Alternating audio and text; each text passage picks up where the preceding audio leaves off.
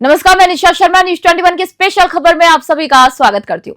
आगामी पंचायत चुनावों को सभी राजनीतिक दल 2027 के विधानसभा चुनाव का एक सेमीफाइनल मान रहे हैं। जी हाँ, हालांकि पार्टियों ने आधिकारिक रूप से प्रत्याशी घोषित न करने का यहाँ पर फैसला लिया और उम्मीदवार व्यक्तिगत तौर पर मैदान में उतरेंगे। विशेषज्ञों के मुताबिक ग्रामीण अंचल की राजनीति हमेशा से ही अहम रही है और कई बार पंचायत चुनावों के नतीजे ही आगे की सियासत की एक दिशा तय करते हैं। इसी बीच पंचायत चुनाव को लेकर गांव-गांव में सियासी जो सरगर्मी है वो बढ़ गई है। हमारे संवाददाता एसएन यादव ने जिला पंचायत सदस्य के युवा और स्नातक प्रत्याशी अमन राज मंडेला से खास बातचीत की। आइए सुनते हैं क्या कुछ कहा उन्होंने। देश में पंचायत चुनाव की तारीखें घोषित होने के पश्चात आपको बता दें कि प्रत्याशी पूरी तरीके से अपने अपने क्षेत्रों में पूरे गांव में गांव के घर घर जाकर अपनी बातों को रख रहे हैं। आने वाले पंचायत चुनाव में अपने आप को अपना उपस्थिति दर्ज कराने के लिए उनसे वादे कर रहे हैं। उनकी इच्छाओं को पूरी करने के लिए पूरी तरीके से वो तैयार है। इस तरीके से पूरे गांव के जो चट्टी चौराहे आप देखेंगे तो सभी बैनर पोस्टर से ढके हुए इस समय जनपद मिर्जापुर के कोन ब्लॉक में, जहां हमारे साथ मौजूद एक युवा प्रत्याशी जो कि अभी अभी उसने ग्रेजुएशन किया है और समाज सेवा के लिए, समाज की हित के लिए प्रत्याशी के रूप में उभरने जा रहा है। जहां तक अभी तक परसीमन किसी प्रकार का नहीं हुआ है कि कौन सी कैटेगरी होगी, लेकिन उसके पहले ही प्रत्याशी अपने अपने कमर कसे हुए समर में उतरने के लिए। आइए हम बात करते इस समय कोन ब्लॉक के प्रत्याशी के रूप में अमन राज मंडेला हमारे साथ मौजूद है। बात करते क्या विचार आया, किस तरीके से उनके दिमाग में ये आया कि मुझे भी चुनाव लड़ना चाहिए, लोगों की सेवा करनी चाहिए, समाज हित में अपना योगदान करना चाहिए। जी बहुत बहुत स्वागत है आपका चैनल में। बहुत बहुत धन्यवाद आपका। जी अमन, ये बताइएगा कि आपने जो इस समय हर जगह आप देखा जा रहा है कि आपके बैनर पोस्टर लगे, जिला पंचायत सदस्य का प्रत्याशी जो आपने लिखा है, तो किस तरीके से आपके दिमाग में ये आया कि हम भी चुनाव लड़े और चुनाव लड़के क्या कर, मतलब किस तरीके से आपके मन मस्तिष्क में विचारधारा है? हम अपने ग्राम सभा में जब यहाँ से घर से निकलते हैं तो गांव की जो सरकार द्वारा जो मिल रहा है सुविधाएं, वो सुविधा किसी को नहीं मिल पाता है। गिना चुना जो बहुत ज्यादा प्रधान के बहुत खास होते हैं, कुछ उनके आने जाने बस उन्हीं तक मिलता है और जितने गांव के हैं सभी लोग, हर जाति के लोग परेशान हैं। इसलिए मैंने सोचा कि मैं चुनाव लड़ूंगा और मैं अपनी हर ग्राम सभा के चाहे किसी भी बिरादरी के हो, उनके साथ मैं हमेशा खड़ा रहूंगा, उनको सरकार की हर सुविधाओं का लाभ पहुंचाऊंगा। अच्छा अमन जी, बताइए कि आप जैसे पहली बार क्या लग रहा है, क्या आपके घर में कोई और भी राजनीति में रहा हो? कहाँ से आपको ये प्रेरणा मिली? ये तो मान लीजिए आपने देखा तो लगा कि हमें जी, मेरे पिताजी का नाम श्री गुलाब चंद यादव मंडेला, जो कि वो केवी पीजी कॉलेज के छात्र संघ महामंत्री थे। उसके बाद वो पूर्वांचल के विश्वविद्यालय के भी महामंत्री रह चुके हैं। तो पिताजी हमारे राजनीति में तो थे ही और मेरा बचपन से ही क्लास जब मैं 1 में पढ़ता था तो मुझे अच्छी तरीके से याद है, जब मैं पापा का चुनावी फोटोज एल्बम जब निकाल के देखता था तो मुझे अंदर से रहता था कि मैं कब क्लास 12th में पहुंचूं, ग्रेजुएशन हो और अपना चुनाव लड़ूं। लेकिन मैं कॉलेज का चुनाव तो नहीं लड़ पाया, लेकिन आज अपने क्षेत्र में कार्य करने के लिए खड़ा हूं, लोगों के साथ हमेशा कदम पे कदम मिला के चलने के लिए। अमन जी, अमूमन हम देखते हैं कि जो गांव के चुनाव होते हैं, वो चुनाव अगर विधानसभा की बात करें, लोकसभा की बात करें तो उनसे ज्यादा टफ माना जाता है।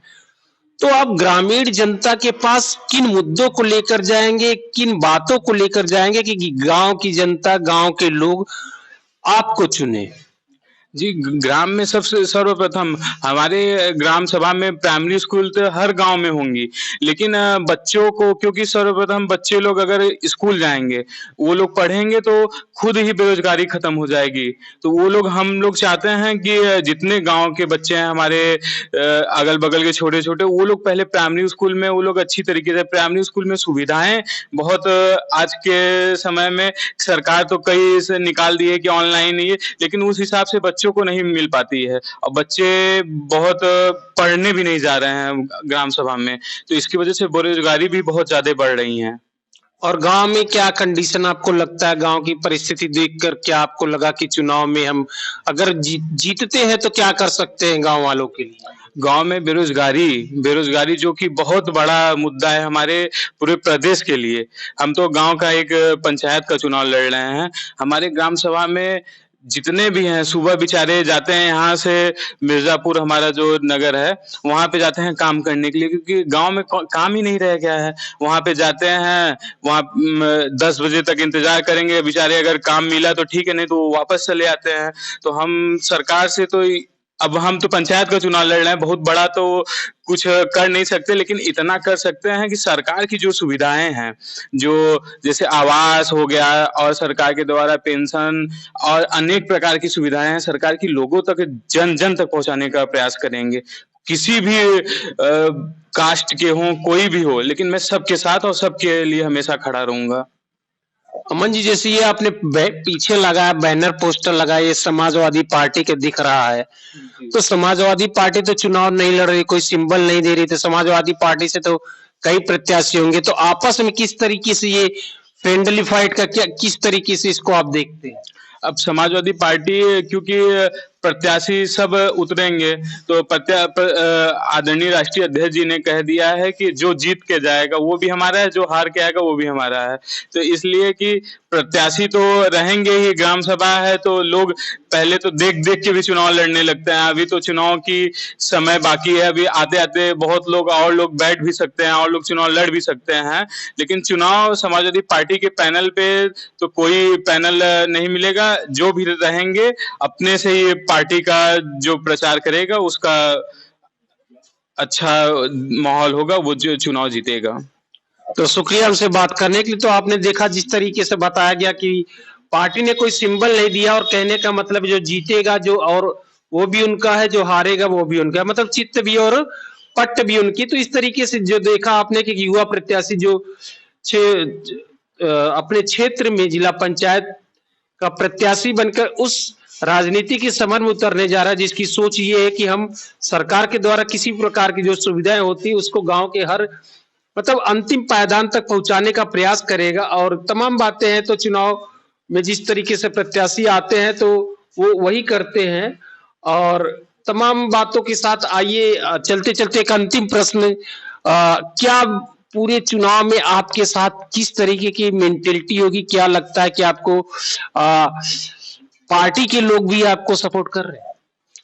पार्टी के लोग तो सपोर्ट करते हैं, लेकिन पार्टी के लोग यहाँ पे चुनाव पड़ जाती है, ये जितना आपने ये हमसे प्रश्न किया था ना कि जितना छोटा चुनाव रहता है उतना ही टफ रहता है।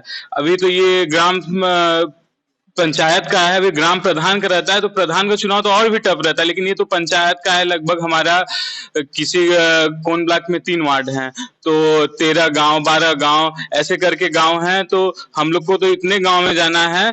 लेकिन पार्टी की तरफ से जो नेता लोग रहते हैं वो तो एक लोग का तो प्रचार कर नहीं सकते हैं पर्सनली, तो वो सबके लिए रहेंगे। वो जिनको पार्टी द्वारा आपस में बैठ के बातचीत करके किया जाएगा कि भाई जो सहमत रहे, जो लड़ने लायक रहेगा उनका सहयोग किया जाएगा। क्योंकि हम लोग अपने ये ब्लॉक में हर एक परिस्थिति में हम लोग खड़े रहते हैं। कुछ दिन पहले हमारे ब्लॉक में बाढ़ आया था और हम लोग से जितना प्रयास हुआ था, लंच पैकेट से लेके जितना सुविधा हुआ था हम लोग किए थे, और हम लोग हर एक परिस्थिति में खड़े रहते हैं। अपने ब्लॉक के जितने भी जनता जनार्दन है सबके साथ हमेशा रहते हैं हम लोग। ना कोई जातिवाद, ना कोई किसी के प्रति हम लोग के पास उनके प्रति कोई भी वो है देश की भावना नहीं है। तो शुक्रिया हमसे बात करने के लिए। तो आपने देखा कि पंचायत चुनाव से पहले ही प्रत्याशी जो है कि समर में कूद गए हैं और अपने अपने तरीके से पूरी जनता को अपनी तरफ मोड़ना चाहते हैं। तमाम वादे हैं, तमाम उनके साथ हर तरीके से आपको पता है चुनाव में क्या होता है, किस तरीके से होता है। तो अब तो पंचायत चुनाव जो कि उत्तर प्रदेश में भी मई में मिर्जापुर जो आता है वो 4-5वें श्रेणी में, तो मई में घोषित किया गया। अब उस समय तक जब तक परिसीमन हो जाता तो किस कैटेगरी का कौन सा वार्ड घोषित किया जाए उसके अनुसार प्रत्याशी अपने अपने मैदान में उतरेंगे और उसके बाद उनकी वास्तव में अग्नि परीक्षा प्रारंभ होगी।